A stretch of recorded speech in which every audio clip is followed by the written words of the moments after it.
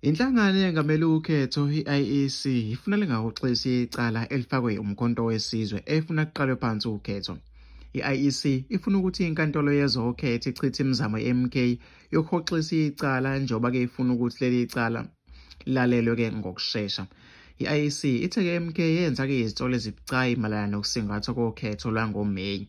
Yathi-ke kubalulekile ukuthi-ke lolu daba lulalelwe ukuze kuzoqala noma-ke kuzozwakala iqiniso.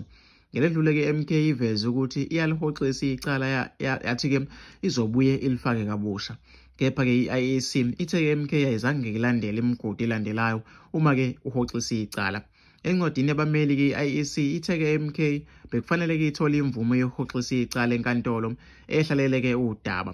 Ithe lokhu-ke kungenxa yokuthi icala selihambe izigaba ezahlukene njengoba-ke kukhona imiyalelo esike yakhishwa inkantolo. I-MK yenza-ke izitolo zokuthi-ke kwakhwabanisa amavoti ngesikhathi kunokhetho, yathi kunamavoti angu-9 million angazange-ke ebalwe.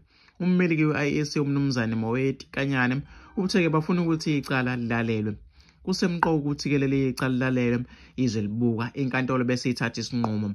Okungenani kufanele sazi ukuthi lezi iy'nsolo ezibucayi kangaka zinaso yini isisekelo. uKanyane uthe-ke bafuna ukuthi noma-ke uthe bafuna nokuthi inkantolo isho ukuthi ubani okufanele akhokhele izidleko-ke zabameli uma-ke kuhoxisa icala. I-MK ayizange izibophezele ukuthi izozikhokhela izidleko zabameli lapha-ke kumoshwa imali yomphakathi kulungiselwa-ke icala, kanti-ke bazolihoxisa. Kufanele-ke inkantolo noma-ke ibayalele ukuthi abakhokhe. Ngesikhathi i-MK ihoxisa icala yathi-ke izobuya ilifake kabusha. Okhulumela umkhonto wesizwe umnumzane Nhlamulo Ndlela uthe-ke bahoxisa icala ngenxa yokuthi sebethola ubufakazi obusha. Wathi-ke bahoxisa icala ukuze bazofaka ubufakazi obusha esiceleni-ke abazosifaka kabusha. I-MK yafaka icala ngenyanga eyedlule emva kokuthi-ke ihlulekile ukuvimba ukumenyezela kwemiphumela yokhetho. I-IEC ne-DA bayasiphikisa-ke isicelo se-MK bakhala ngokuthi-ke asinabufakazi.